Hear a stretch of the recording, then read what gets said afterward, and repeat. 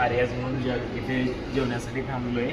इकडचं जेवण एकदम वेगळंच आहे, महाराष्ट्रापेक्षा थोडं वेगळं आहे आणि इथले पदार्थसुद्धा एकदम पौष्टिक असतात. थोडीशी चव आपल्या त्यांच्याकडे थोडा डिफरन्स असतो, पण इथले पदार्थ खाण्यासाठी एकदम चांगले आणि पौष्टिक आहे.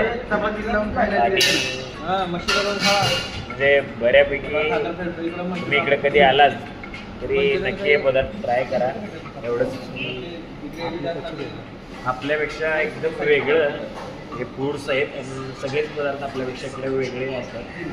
तुम्ही पण कधी आला इकडं या रोडनी तरी तुम्ही देखील या सगळ्या पदार्थांचा आस्वाद घ्या.